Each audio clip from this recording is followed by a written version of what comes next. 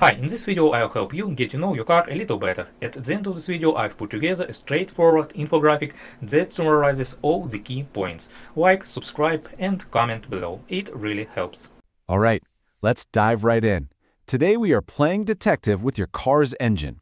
We're going to be decoding a very specific message, Chevrolet's P1887 error code. So you see it, right? That little light on your dash that nobody ever wants to see, the check engine light. You run the diagnostic and boom, it spits out this code, P1887.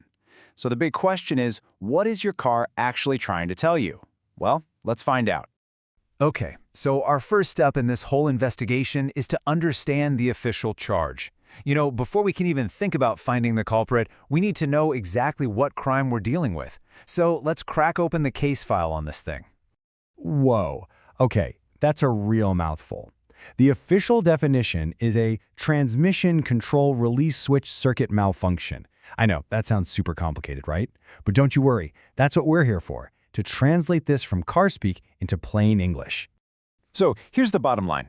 P1887 just means there's a communication breakdown. The best way to think about it is like a dropped call between your car's main computer, its brain, and its transmission. They're just not talking to each other the right way, and that's what's setting off the alarm. So now that we know what the problem is, we got to figure out where it's happening. So come on, let's head over to the scene of the crime so we can identify the system involved and start looking for some real clues. The whole issue is happening inside a very specific system, the 4040 or 4045E automatic transmission. This is a super common transmission in a lot of Chevys, and inside this system, there are a few potential troublemakers. So, I think it's about time we line up the usual suspects. We've managed to narrow our investigation down to 5 main suspects. Any one of these could be the reason for that communication breakdown we talked about. Let's go through them one by one and see what their story is. All right, our first and you could say our prime suspect is the Powertrain Control Module, or the PCM. This is a pretty big deal in the world of your car, so let's take a much closer look at what it actually does. The PCM is, and I mean this literally, the central brain of your entire vehicle. It's the command center.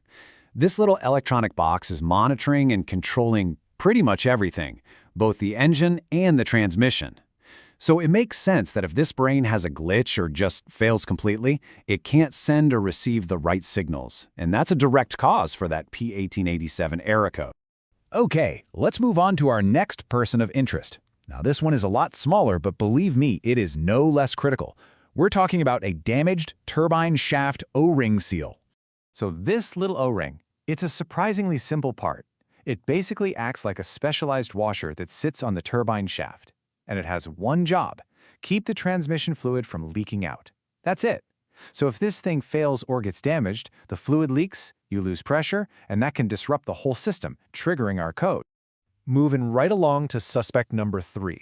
Here we have the TCC control valve. And yeah, TCC is another one of those acronyms that we're going to have to decode. TCC stands for torque converter clutch, and this little valve is basically the traffic cop that controls when that clutch engages.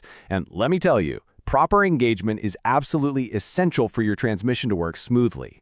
If this valve gets damaged, well, it is a very, very common reason to see that P1887 code pop up.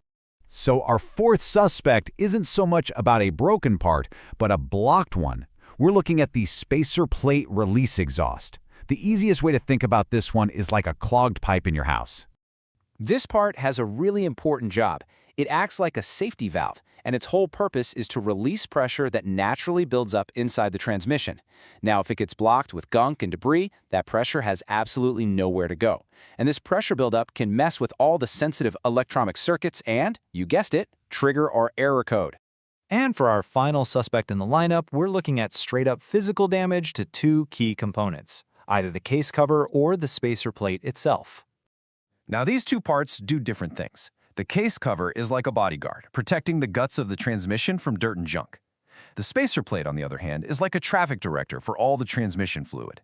If either of these gets cracked or damaged, it can cause leaks or flow problems that lead directly to that malfunction code. All right, we've interviewed all 5 suspects. We know the potential causes. Now it's time for the payoff. Let's match each problem to its specific solution and finally close this case. And here it is, all laid out nice and simple. And here's the really good news. For every potential cause, there's a really direct fix. If the PCM failed, you replace the PCM. If that little O-ring is damaged, you replace the seal. A bad TCC valve, it gets replaced. If the exhaust is blocked, you either clean it or replace the whole plate. And finally, if the cover or plate is damaged, that also gets a replacement. See? It's a pretty clear-cut case for each suspect. So now you're armed with all this knowledge about what could be wrong and, more importantly, how to fix it. But before you go grabbing your tools, there is one final, absolutely crucial piece of expert advice that you really need to hear. Listen up, because this is probably the most important takeaway of all. Before you start any repair, it is essential, you have to do it, to read the official service bulletin from the manufacturer, something like Bulletin PIP-8094. These documents have specific, updated info that'll help you confirm your diagnosis and make sure you're using the exact right fix for your exact vehicle. Honestly, it's the pro move. And there you have it. The whole mystery of P1887 is pretty much decoded.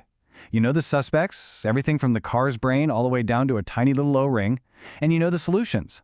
That check engine light isn't some cryptic warning anymore, it's a clue. So the only question left is, what's your first step to solving the case?